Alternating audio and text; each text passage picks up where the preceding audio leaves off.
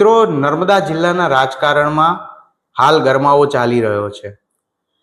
થોડા દિવસો પહેલા ભરૂચના સાંસદ દ્વારા દેડિયાપાડાના લોકપ્રિય ધારાસભ્ય ચૈતર વસાવા ઉપર ગંભીર આરોપો લગાવવામાં આવ્યા હતા.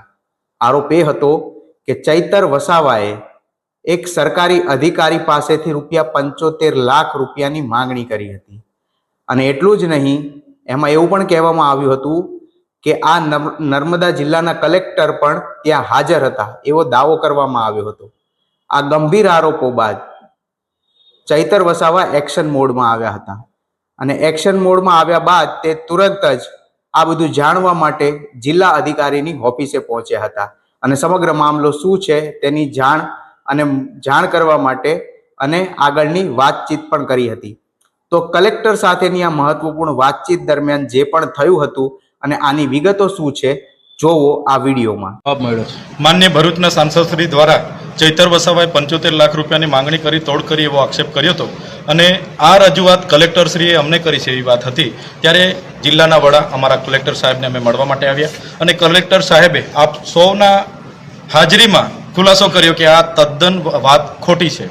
એટલે મનસુખભાઈને મારે વિનંતી છે, જે મુદ્દો એ વડાપ્રધાનશ્રીના ડેડિયાપાડા કાર્યક્રમના ખર્ચાનો છે તો એની જ માહિતી રાખો ને. તમે આવા પાયાવિહોણા એક સાંસદ તરીકે મારા પર આક્ષેપ કરો, મારી રાજકીય કારકિર્દી, મારી શાખને તમે નુકસાન કરવાનું કામ કરો, એ વ્યાજબી નથી.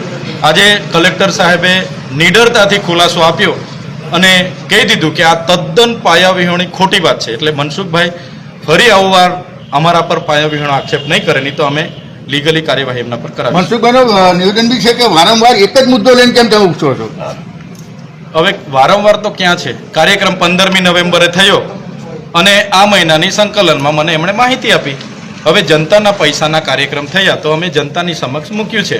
એમાં મનસુખભાઈને પેટમાં કેમ દુખે? મનરેગા કૌભાંડનો મેં ઉજાગર કર્યો ત્યારે એમને પેટમાં દુખ્યું, નલ સે જલ કૌભાંડની મેં વાત કરી ત્યારે એમને પેટમાં દુખે છે અને જ્યારે આજે આ ખર્ચાઓના માટે મેં માહિતી માગી ત્યારે પેટમાં દુખે છે. એટલે મને લાગે છે આ કોન્ટ્રાક્ટરો એમના જ છે, એટલા માટે એ ખોટી પાયાવિહોણી અમારા પર વાતો મૂકે છે. તમારી રાજકીય કારકિર્દીને ઠેસ પહોંચાડવાનું. મનસુખ દાદા એક સાંસદ છે, હું ધારાસભ્ય છું. કોઈ પણ એવી ગંભીર રજૂઆતો હશે એમણે મને ધ્યાન પર મૂકવું જોઈએ.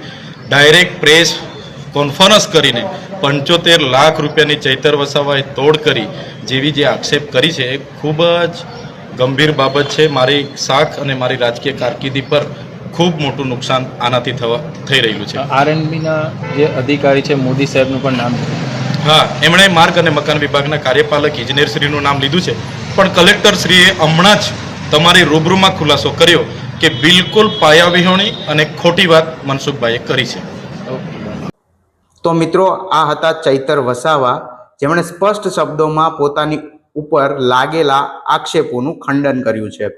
જિલ્લા કલેક્ટર સાથેની મુલાકાત બાદ હવે વિવાદમાં એક નવો વળાંક આવ્યો છે. સાંસદ દ્વારા લગાવવામાં આવેલા 75 લાખના ગંભીર આરોપો અને બીજી તરફ ચૈતર વસાવાએ આપેલો આ ખુલાસો. તો હવે એ જોવાનું રહેશે કે આવનારા દિવસોમાં નર્મદાના રાજકારણમાં આ જંગમાં સત્ય શું છે.